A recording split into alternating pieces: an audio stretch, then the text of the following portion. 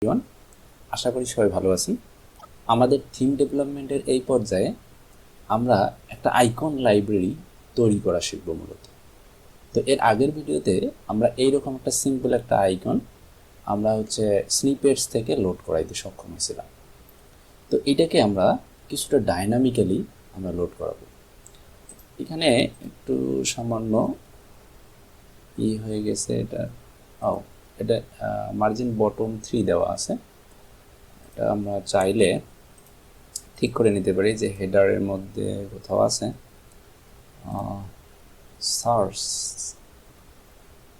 সার্চের জন্য কোথায় নিয়েছিলাম, এই যে মার্জিন বটম 3 আছে।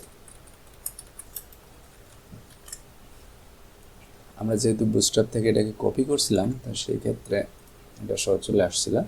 এই যে এখন কিন্তু মোটামুটি একটা ডিজাইনটা ফিক্স হয়। এটা ডিজাইন ডাজেন্ট ম্যাটার, ওকে। এর ডিজাইন যে কেউ এটা ফিক্স করা যাবে, এটা যে কোনোভাবে সুন্দর করে ডিজাইন করা যেতে পারে। এগুলোতে সময় দিলে আরও অনেক সুন্দর করে করা সম্ভব আর কি। যদিও আমি একটু ডিজাইন একটু দুর্বল, আমার সময় লাগে আমার ডিজাইন করতে, তো সেক্ষেত্রে একটু সময় দিলে এটা ঠিক হয়ে যাবে। আর আপনারা যারা ডিজাইন ভালো জানেন, আই থিঙ্ক তারা চুপ করে বসে থাকবেন না, আই থিঙ্ক আপনারা এটা করে ফেলছেন অলরেডি, ওকে। তো এই যে রিমুভ যে আমাদের যে টেক্সটটা আছে, তো এটা অনেক ক্ষেত্রে এটা দেখতে অনেকটা সুন্দর দেখায় না। তো সেক্ষেত্রে আমরা কি করব, এটাকে একটা আইকন বানাবো। দ্বিতীয়ত আমরা এই জায়গায় এরকম প্লাস মাইনাস, এটা আমরা সাধারণত যে প্লাস মাইনাস যে চিহ্ন থাকে সেটা আমরা ইউজ করছি অপারেটরগুলো, কিন্তু এটা মূলত আইকন হিসেবে আমরা চাই, ওকে। তো এইরকম অনেক জায়গায় অনেক আইকন লাগতে পারে আমাদের, হ্যাঁ। যদিও আমরা এখানে নিজস্ব আইকন লাইব্রেরিটা বানাচ্ছি, কারণ আমাদের খুব কম সংখ্যক আইকন লাগবে এই কথা বলে। তো এটার ক্ষেত্রে আমাদের একটা শেখা হবে যে আমরা কিভাবে অল্প আইকন যে জায়গায় লাগতেছে সেটার জন্য আমরা পুরো লাইব্রেরি ইউজ না করে আমরা সিম্পলভাবে এটাকে ইউজ করতে পারি। তো স্নিপেটের যে সুবিধাটা সেটা কিন্তু আমরা আজকে দেখব, ওকে। তো এখান থেকে আমরা এরকম একটা ফাইল স্নিপেটস ফাইল আমরা তৈরি করছিলাম আইকনস নামে, এবং এখানে আমরা যেটা রাখছি সেটা হচ্ছে সেই কার্ডের আইকনটা, রাইট। এই কার্ডের আইকনটা আমরা এখানে রাখছি। এখন আমরা চাচ্ছি যে এখানে এইরকম অনেকগুলো এসভিজি থাকবে, যেমন যে এখানে কার্ডের আইকন রাখছি আমরা, এখানে আমাদের ডিলিট বাটনটা রাখবো, এখানে মাইনাস, এখানে প্লাস বার আইকনটা রাখবো। সেই ক্ষেত্রে আমরা এই যে এসভিজিগুলোকে এখানে আমরা রাখবো, হ্যাঁ, একসঙ্গে করে রেখে আমাদের যেটা যে জায়গায় রাখবে আমরা শুধু কল করে দেব। আচ্ছা, তাহলে আমরা আর একটা এখানে একটা কাজ করব আমরা সেটার জন্য। কি কাজ সেটা হচ্ছে আমরা এখানে একটা কেস চালাবো। কেসটা কি রকম হবে? কেসটা হবে এরকম কেস, এটা আমরা সবসময়ের জন্য এইখানে আমরা আইকন নামে একটা কিছু রিসিভ করব, রাইট। এবং এটা আইকন যেটা আমি বললাম সেটা ভেরিয়েবল হিসেবে কাজ করবে, এবং এটা সবসময়ের জন্য একটা নেম আমাদেরকে এখানে পাঠাবে, যেটা কিনা আমাদের এই আইকনের নেম হিসেবে আমরা ধরে নেব, এবং সেই নেমগুলো ধরে আমরা এখানে মূলত এগুলোকে সাজায় রাখব। তাহলে জিনিসটা বুঝতে সুবিধা হবে। সেটা করার জন্য আমরা এই জায়গায় কেস হিসাবে নিলাম আইকন, বা আইকনের নেমটা এভাবে আসবে, এবং এখানে আমরা এটাকে আলাদা আলাদা করে বলবো কি, যে হোয়েন এই আইকনের নেম হবে, যেমন এটা কি ব্যাগ, আমরা যদি এভাবে দেই ব্যাগ, তাহলে কিন্তু এই যে আমাদের যে আইকন যেটা আছে, আমরা এই যে আইকন যেটা নিয়েছিলাম মূলত কোথা থেকে নিয়েছিলাম, এই যে বুটস্ট্র্যাপ আইকনস থেকে, রাইট। এই যে এখানে যদি আমরা ব্যাগ লিখে সার্চ করি, তাহলে এই যে ব্যাগ, অনেকগুলো ব্যাগ চলে আসছে। তো এই ব্যাগটা মূলত ব্যাগ ফিল, হ্যাঁ, আমরা দেখতে পাচ্ছি এই যে এটা ব্যাগ ফিল, তাহলে আমরা এটাকে ব্যাগ ফিলেই বলি। আমরা এখানে এসে ব্যাগ ফিল বলি। আমরা এই যে লাল বাতি দেখতে পাচ্ছি, এটাকে বন্ধ করতে গেলে আমরা যে এটাকে এন্ড কেস করে দিই, এই তো হয়ে গেছে। এখন আমরা এটাকে কি বলতেছি, এটাকে কল করতেছি, এটার নাম হচ্ছে আমরা দিলাম ব্যাগ ফিল, আরেকটা আছে শুধু ব্যাগ, রাইট? এই যে শুধু ব্যাগ, এটাতে ক্লিক করলে আমরা এই জায়গায় একটা এসভিজি আমরা HTML পাবো। আচ্ছা, আমরা এই যে ব্যাগ ফিল এটাকে আমরা প্রথমে না রেখে আমরা এটাকে প্রথমে রাখি। এটা আসলে ম্যাটার করে না, বাট রাখলাম আর কি। when জাস্ট ব্যাগ, হ্যাঁ, যখন এটা ব্যাগ নামে আমরা ডাকবো তখন যেন এটা লোড হয়। এটা তো আমাদের ব্যাগ আসলো। আমি দুইটা কেন নিলাম এটা আমরা দেখবো এবার। এটা আসলো, আর একটা নেই আমরা, হ্যাঁ, when আমরা ওখানে কি ডিলিটের জন্য আমরা এই করছি, তো এটার নাম দিলাম আমরা ট্রাশ।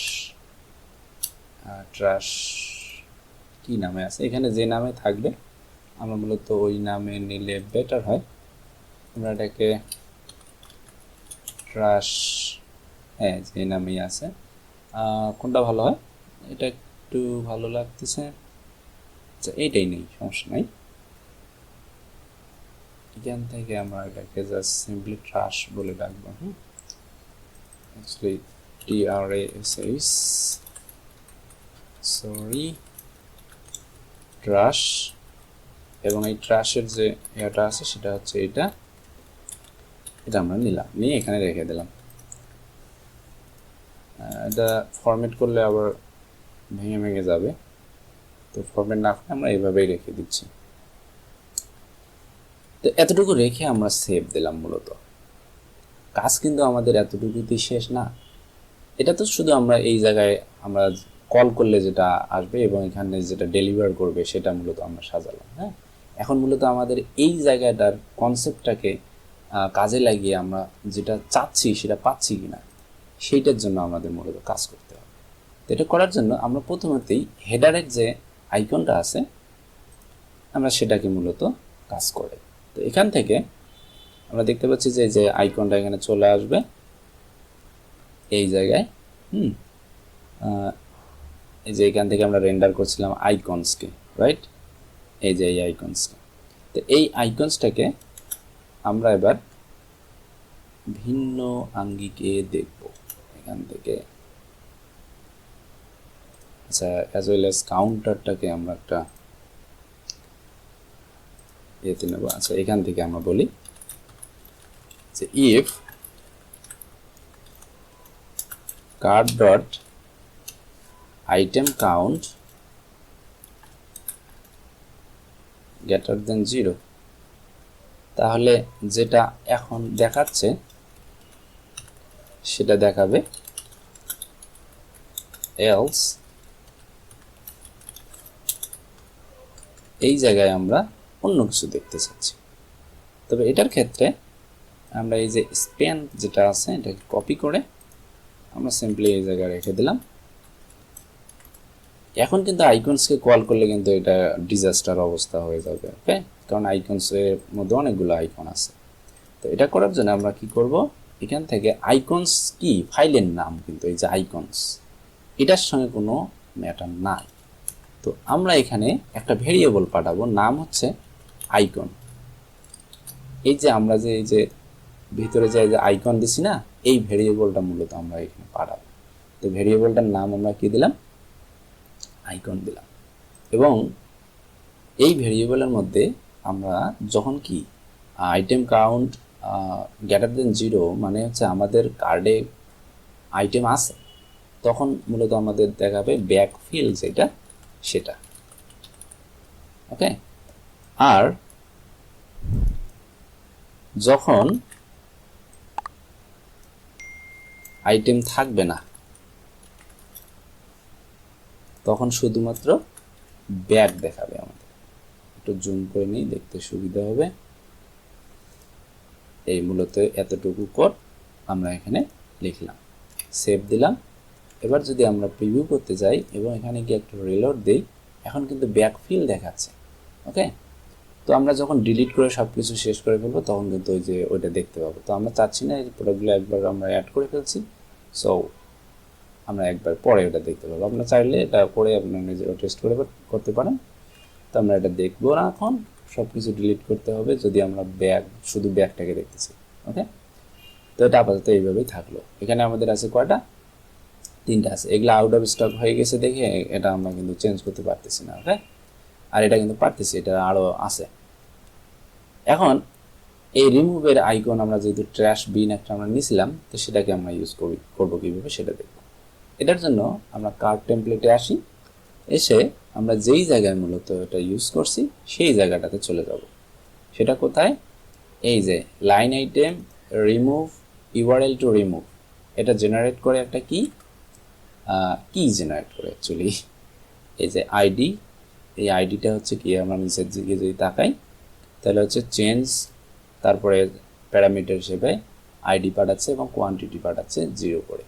তো এটাতে ক্লিক করলে আমাদের এটাকে কোয়ান্টিটিকে 0 করে এই আইটেমটাকে রিমুভ করে দেবে মূলত। তো এই জায়গায় মূলত আমরা আইকনটা দেখাবো। এটার জন্য আমরা এটাকে একটা স্প্যানের ভিতরে নিই, নাম দেই রিমুভ আইকন, দিলাম আর কি, দিয়ে রেন্ডার করি। ফাইলের নাম আইকনস, ভেরিয়েবলের নাম আইকন এবং ভেরিয়েবলের ভ্যালু হবে কি ট্রাশ, রাইট। সেভ দিলাম, সেভ হয়ে গেছে। একটা রিলোড দিই আমরা, এই তো চলে আসছে।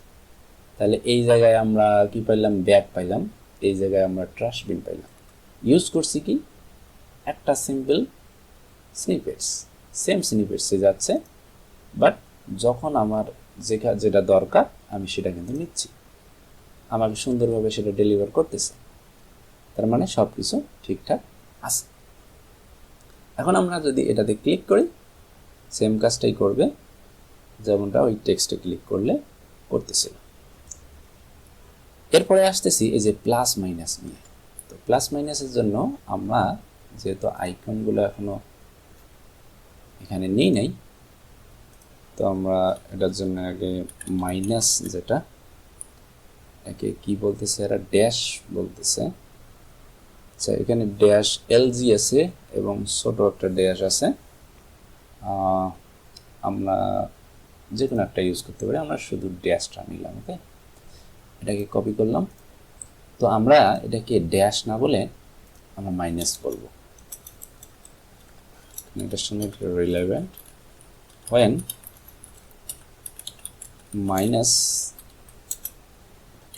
তখন এটা আর একটা নেব কিসের জন্য, প্লাসের জন্য।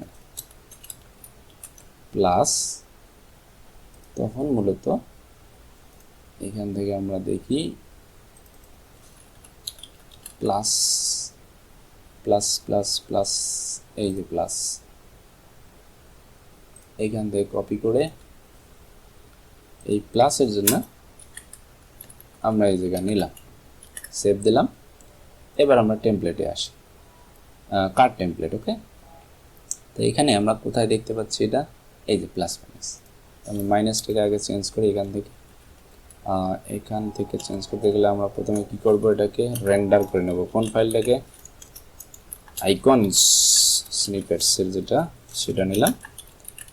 ভেরিয়েবল পাস করব, ভেরিয়েবলের নাম হবে, প্রথমটা দিয়েছিলাম আমরা মাইনাস। সেম ওয়েতে আমরা হচ্ছে প্লাসের জন্য করব,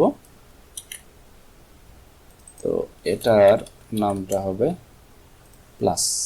সেভ দিলাম, একটা রিলোড দিই। এটা কিন্তু চেঞ্জ হয়ে গেছে। আগেরটার থেকে কিন্তু বোঝা যাচ্ছে, আগেরটা কিন্তু আরো ছোট ছিল। আমরা কিন্তু এলজিটা যদি ইউজ করতাম তাহলে কিন্তু আর একটু বড় হইতো। তো আপনারা চাইলে এলজিটা দিয়ে ট্রাই করতে পারেন। তো এটাও কিন্তু খারাপ লাগছে না, মোটামুটি ভালো। এখন এগুলো কিন্তু এখন আইকনে রূপান্তরিত হয়েছে। তো এইভাবে আমাদের এই থিমটাতে যতগুলো জায়গায় আমাদের আইকনস লাগতেছে, আমরা কিন্তু এই জায়গায় নিয়ে এসে রেখে এটাকে ইউজ করতে পারতেছি। তো এটা আসলে খুব বড় একটা বিষয় না যে আমাদের এইভাবেই করতে হবে, বাট এটা একটা ওয়ে। এইভাবে কিন্তু অনেক কাজ করা যায়। এই যে কেসটাকে ইউজ করে, সুইচ কেস ইউজ করে কিন্তু আমরা অনেকগুলো কাজ করতে পারি। তো এটা একটা তার একটা উদাহরণ ছিল, যেন আমরা পরবর্তীতে কখনো যদি কোনো কাজ সহজসাধ্য করতে চাই সেক্ষেত্রে আমরা এইভাবে কাজটা করতে পারি। ওকে, এটা পুরো একটা লাইব্রেরিকে ইউজ না করে আমার যে জিনিসটা লাগতেছে আমি স্নিপেটসে রেখে সুন্দরভাবে ইউজ করতে পারতেছি। এটা হতে পারে, এটা কোনো একটা লজিক্যাল ইস্যু হতে পারে সলভ করার জন্য, সেক্ষেত্রে কিন্তু এটা খুব ভালো একটা কাজে দেবে। তো আজকের আলোচনা মূলত এটাই ছিল। আমি আবারও বলতেছি, এখানে ডিজাইন করলে অনেকভাবে অনেক সুন্দর করে করা যায়। তো আমাদের উদ্দেশ্য আসলে থিম ডেভেলপমেন্ট করা। ডিজাইন যদিও ম্যাটার করে, কিন্তু এক্ষেত্রে আমরা ডিজাইনটাকে একটু আলাদা করে দেখতেছি। তো আমাদের যেটা উদ্দেশ্য সেটা হচ্ছে এইরকম একটা থিম ডেভেলপ করা। তো আপনারা চাইলে এটা সুন্দর করে এখন ডিজাইন আপনারা কালেক্ট করে সেই ডিজাইনের উপর আপনারা কিন্তু থিম ডেভেলপ করতে পারেন। সেখানে কিন্তু এরকম কার্ড থাকবে, ডিজাইন করা সব কিছু থাকবে। শুধু লজিক্যাল অপারেশন যেগুলো, লিকুইড কোড যেগুলো, সেগুলো হচ্ছে ওগুলোর ভিতরে চলে যাবে। ওকে, তো এই কাজগুলো মূলত করতে হবে। তো আজকের ভিডিওটা এই পর্যন্তই থাকবে। ভিডিওটি যদি ভালো লেগে থাকে তাহলে অবশ্যই একটা লাইক, কমেন্ট এবং শেয়ার করবেন। আর শেখার ক্ষেত্রে আসলে কয়েকজন মিলে যদি শেখা হয় সেক্ষেত্রে প্রবলেম সলভিংয়ের যে স্কিলটা সেটা কিন্তু বৃদ্ধি পায়। দেখা গেল যে কেউ না কেউ একজন ভালো একটা বুদ্ধি বাইর করে ফেলছে, তো সেক্ষেত্রে কিন্তু একটা হেল্প হয়ে যায় যে হ্যাঁ, এটা এইভাবেও করা যায়, করা সম্ভব। তো এটা শেখার জন্য কিন্তু ফ্রেন্ডদের সঙ্গেও এটা ভাগাভাগি করে মনে হয় শিখলে আমার কাছে মনে হয় যে এটাই বেটার হয়। তো আপনারা চাইলে এটা করতে পারেন। আর হচ্ছে, যদি চ্যানেলে সাবস্ক্রাইব না করে থাকেন, যদি আপনি নতুন হয়ে থাকেন তাহলে সাবস্ক্রাইব করে নিন। তাহলে দেখা হচ্ছে পরবর্তী ভিডিওতে কোনো নতুন কোনো টপিক নিয়ে। সেই পর্যন্তই সবাইকে আল্লাহ হাফেজ।